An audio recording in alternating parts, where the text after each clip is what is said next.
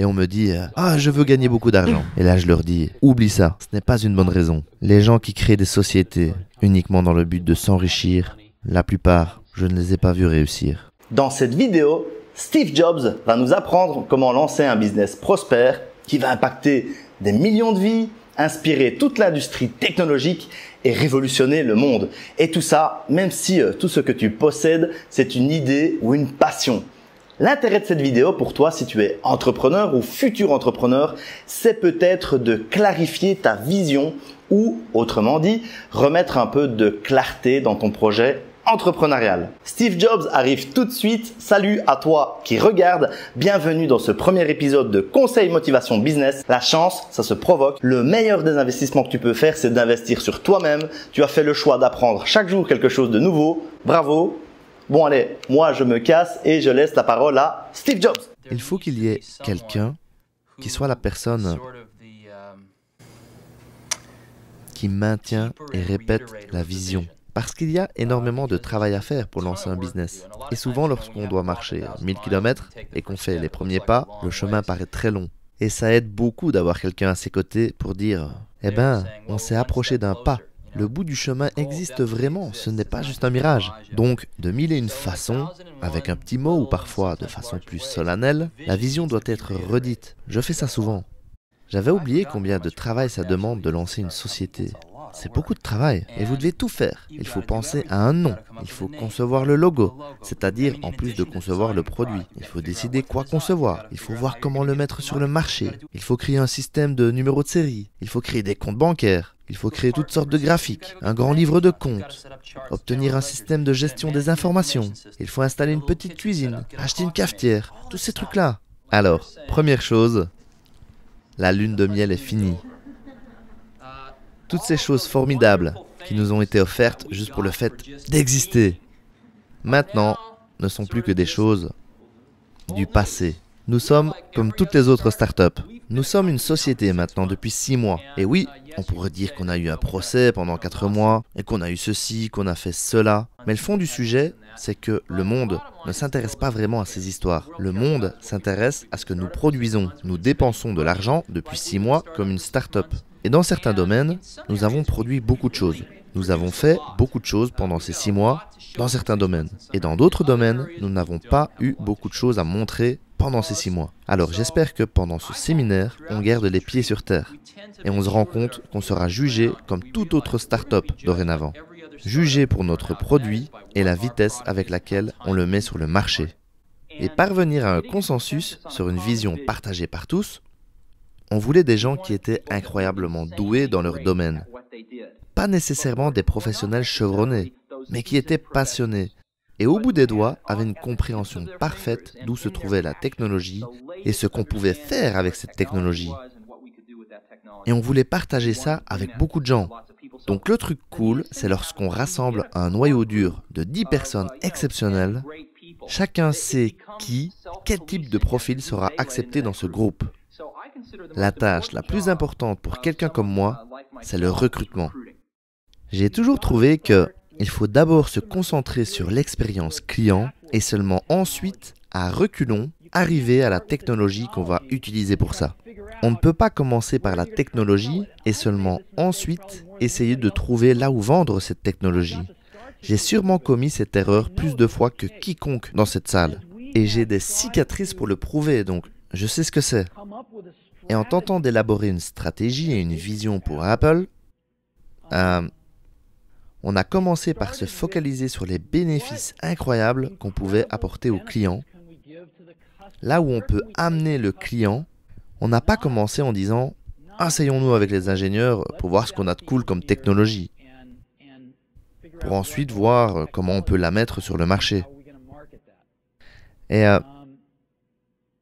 je crois que c'est le bon chemin à prendre. Steve Jobs revient tout de suite dans la suite de la vidéo. Juste un petit commentaire, hein. Là, Steve Jobs vient tout juste de nous rappeler la plus grande leçon de marketing que tu ne pourras jamais trouver dans ta vie. Pour faire du business, tu dois comprendre ton public cible mieux qu'il ne se comprend lui-même et développer pour tes clients un produit qui va révolutionner leur vie ou au moins qui va les aider à résoudre un problème. Pour devenir leader de ton marché, tu ne dois pas te focaliser sur toi et les moyens techniques que tu as à ta disposition. Tu dois te focaliser en priorité sur tes clients et leurs besoins. Et ensuite, développer un produit qu'eux-mêmes, ils n'ont jamais osé rêver d'avoir. Vous devez trouver ce que vous aimez, autant dans le travail que dans l'amour. Votre travail remplira une grande partie de votre vie. Et le seul moyen d'être satisfait, c'est en faisant un travail que vous estimez important. Et le seul moyen de faire un travail important, c'est d'aimer ce que vous faites. Si vous n'avez pas encore trouvé ça, continuez à chercher et ne vous contentez pas de moins.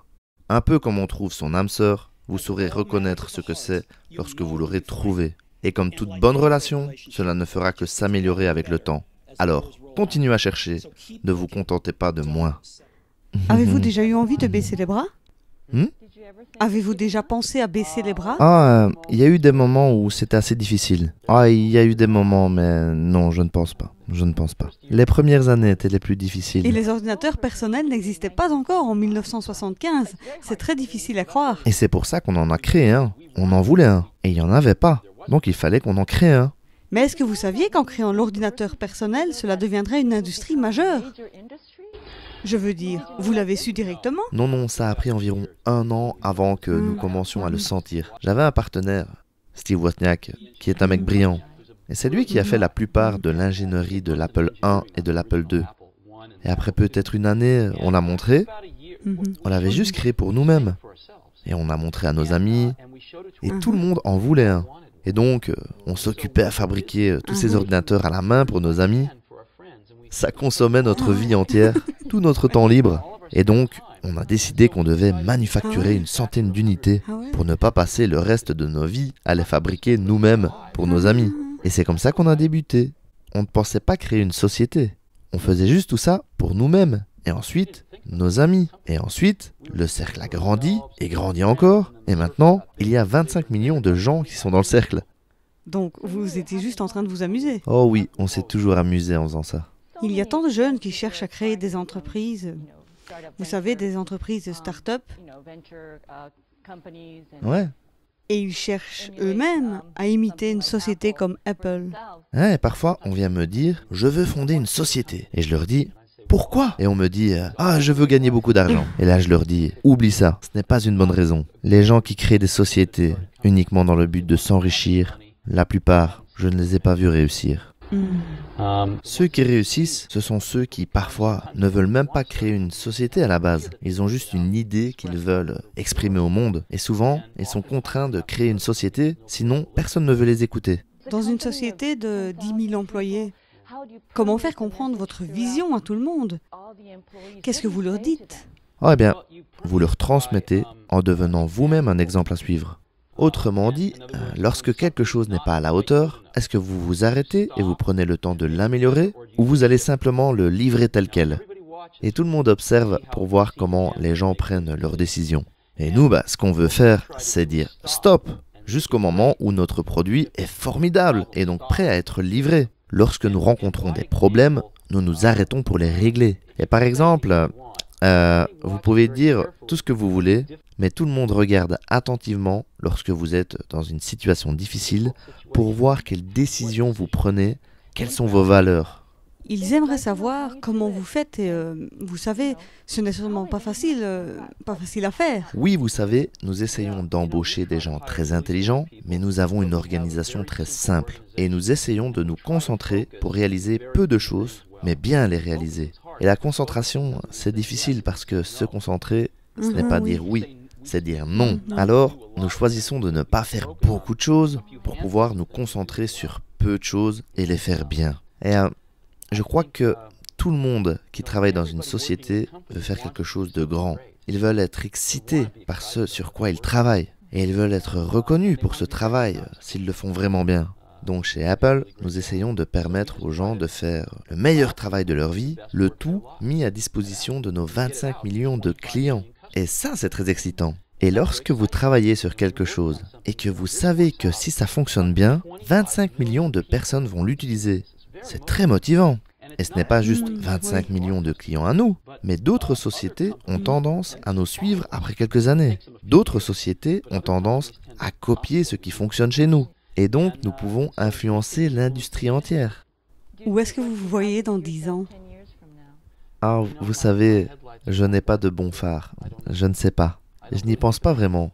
Vous savez, je pense à l'année prochaine, 2 ou 3 ans à l'avance. On a des projets chez Apple qui sortiront dans environ 4 ans, 5 ans. Ah, je dirais pas plus de 3 ans ou 4 ans, parce que les choses changent trop. Vous êtes sur un chemin, vous dites, dans 5 ans, je veux être ici. Mais quelque chose de nouveau arrive et vous vous dites, oublie tout ça, je veux être là-bas. Donc, tous ces plans de 5 ans que j'ai vus au cours de ma vie, une partie d'entre eux est essentielle, mais la plupart du temps, ça change trop rapidement. Donc, on visualise les 3 à 4 années à venir, c'est le plus loin qu'on peut voir. Donc, tu peux te donner un coup de pied au derrière, mais c'est maintenant le moment de changer. C'est maintenant le moment de changer. Une chose que je ne vois pas, ni en moi-même, ni chez les autres gens, c'est que je ne vois pas ce bouillonnement de start-up, cette effervescence. Autrement dit, en dézoomant sur l'image globale, ce serait dommage de perdre la guerre juste parce qu'on voulait absolument gagner quelques petites batailles. Et je ressens un peu que moi et certains d'entre nous sont trop concentrés sur les petites batailles. Et nous ne gardons pas suffisamment la guerre dans notre champ de vision. Et la guerre, c'est survivre. La guerre, c'est ne pas manquer d'argent avant de mettre notre produit sur le marché. Quelques idées et quelques expériences fondamentalement différentes m'ont fait penser que tout ça pouvait être bénéfique pour leur vie, juste à cause de cette bribe d'idées qui m'est venue quelques années auparavant. Et ça c'est un sentiment incroyable de savoir que vous pouvez y participer, et 2, savoir que c'est faisable, savoir que vous pouvez planter quelque chose dans le monde et ça poussera, et ça changera le monde, même rien qu'un tout petit peu. Seul l'avenir nous dira si Next sera une entreprise viable. Mais l'engagement passionné de Steve Jobs envers sa vision est clair. Sa certitude qu'il peut réussir et que ça vaut la peine de réussir sont des convictions qu'on observe chez tous les entrepreneurs prospères. Ce qui me frappe dans le parcours de Steve Jobs, c'est à quel point au début de sa carrière, tout jeune, il avait déjà une vision globale de tout son futur projet entrepreneurial. Steve Jobs s'en foutait de se faire copier son premier système d'exploitation par Microsoft. Microsoft, qui est devenu ensuite un leader du marché de l'informatique. Ce qu'il voulait, Steve Jobs, c'était impacter des gens et révolutionner le monde. Et c'est ce qui a fait son succès. C'est ça qui l'a transformé en légende aujourd'hui. Et si tu es un ancien, c'est pour ça qu'on a tous pleuré en apprenant son décès à l'âge de seulement 56 ans. Impacter des gens positivement, c'est cool. C'est peut-être même la clé du bonheur. Et puis en plus, si tu peux bâtir ta carrière professionnelle sur cette idée, fonce. Et si tu veux, on se challenge, on fonce ensemble. Tu me suis? Si cette vidéo t'a plu, ne manque pas tous les autres conseils motivation business que tu peux retrouver sur ma chaîne YouTube Nicolas Laruelle. Ma mission avec ces petites vidéos, c'est de t'aider si tu es entrepreneur ou futur entrepreneur, t'aider à être serein, t'aider à être rentable avec ton entreprise. D'ailleurs, si tu veux, va voir mon site internet Produits Numériques, check le premier lien de la description YouTube. J'ai un gros cadeau pour toi, c'est gratuit. C'est une série de vidéos conseils, les 5 erreurs à éviter, les 5 erreurs qui ont empêché mon business d'agence web de décoller pendant 8 ans. Et finalement, les 5 erreurs qui m'empêchaient d'être heureux, les 5 erreurs qui m'empêchaient de m'épanouir dans ma propre entreprise. Évite de faire les mêmes erreurs que moi. Tu peux accéder à ces 5 vidéos conseils tout de suite, c'est gratuit. Merci pour ton écoute. Je te donne rendez-vous dans les prochains épisodes de Conseils Motivation Business. Ciao!